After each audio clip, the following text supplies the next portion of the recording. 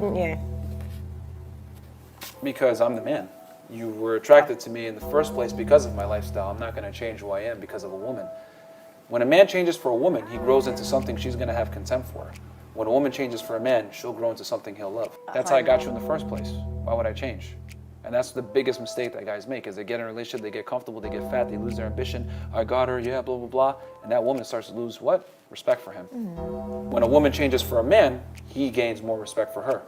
Men and women are so different, aren't they? They are. When you're changing for a woman, that inevitably puts her in a leadership role. And when a woman's in a leadership role, she's going to lead you all right to the end of the relationship. See, this is perfect because so many times you guys got to understand how women works. When I listen to this guy from Fresh and Fit, he's right on point. These women, you get into these relationships, the very thing that attracted these women to you, that made them say yes to you, then they come in and want to now change you into something they think that they will like. But then the very thing that if you actually listen to them and acquiesce and capitulate to what they're asking you, you become the very thing that they despise, and then they end up leaving your ass. Does that make sense? Yeah.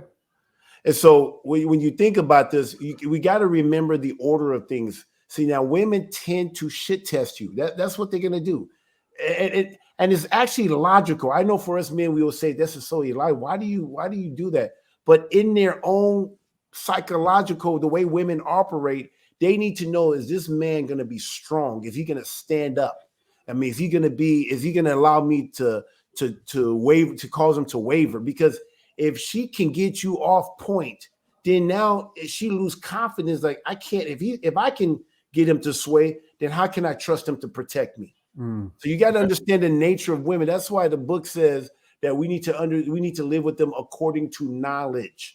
Go to first. Where is that one? Go to 1 Peter chapter 3, and then from there I want to go to 1 Corinthians 11.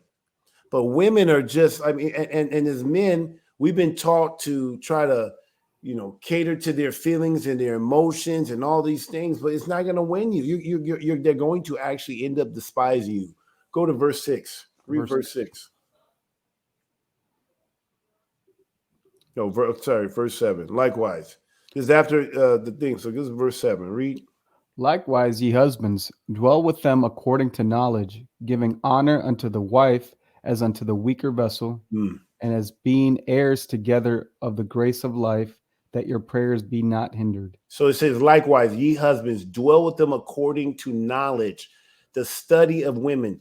You men that want to deal with women, it will be wise to study the nature of women. Women say one thing, but they want another thing. So you can't go off of what they're saying. When women are talking, don't be listening to women. That's what got Adam in trouble. That's what got Samson in trouble. You cannot be listening to these women's word. And then when you listen to them, you got to be wise and making sure it fits in your frame of mind of like the word or whatever you believe is right. But you can't be acquiescing, capitulate to these women. Go to 1 Corinthians 11. I want to show one more regarding this one. Because when you realize we men were created for our master, Yeshua. And the woman was literally created for the man. We're going to read through this one. Go to start verse 3. But I would have you know that the head of every man is Christ, and the head of the woman is the man. So the head of the woman is man, okay? And the head of Christ is Elohim. So there's a pecking order. There's a pecking order here. And when you go out of that order, it's backwards. Read. Every man praying or prophesying, having his head covered, dishonoreth his head. So when a man is praying and prophesying with his head covered, he dishonor his head. So when we start listening to women and doing the things that the women want us to do, we're dishonoring our head. Not just our head, we're dishonoring our head, Yeshua. So this is cute. This is a curse. You're putting a curse on yourself when you start doing these things that the women want to do. When you allow her to take the lead of the home, to lead of that relationship, you need to be leading. Read. But every woman that prayeth or prophesieth with her head uncovered dishonoreth her head, for that is even all one as if she were shaven. Keep reading. For if the woman be not covered, let her also be shorn. But if it be a shame for a woman to be shorn or shaven, let her be covered.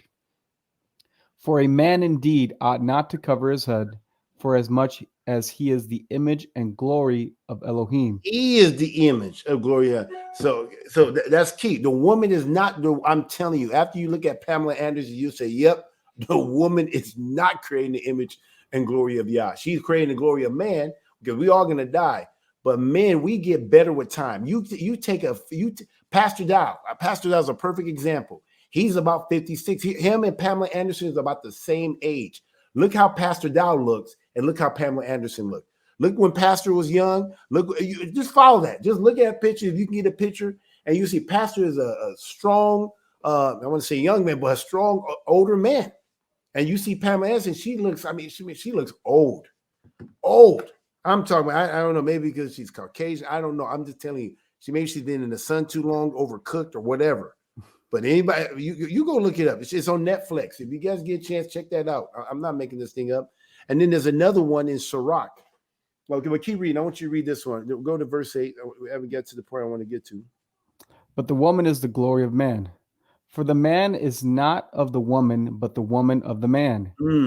Neither was the man created for the woman, but the woman for the man. Stop. You go back. Read that again. Neither what? Neither was the man created for the woman, but the woman for the man. So the woman was literally created for the man. We know that because when we go back to the beginning, Yah says not good for man to be alone. So a woman wasn't even thought of. Yah created man. He looked. Adam was looking. He said, hey, what about me? And he literally created a woman for him.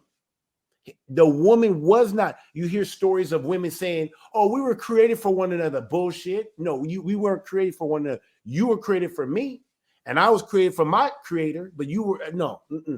We're not created for each other. But see, that's that whole Roman bullshit lies about we were created for one another. The woman was literally created to serve the man. That is her whole purpose. What's the purpose of man? What's the whole duty of man? To fear Yah, to reverence Yah, and to what? Keep his commandment. That's the whole duty of man. And a woman, her duty is what? To fear her father or her husband, right? And keep his commandments. It's the same thing. So you see that the woman is creating the glory of man, and the man was creating the glory and image of Yah. So men are like gods here on earth, and our subjects are women. I know this. I tell you, I know when I'm speaking here. I mean, the feminist movies. This may get banned for me saying the stuff I'm saying right now. Deacon, tell me. I mean, you can be a second witness. If I'm saying wrong, hey, love me enough and correct me, brother. No, you're right on point, Elder.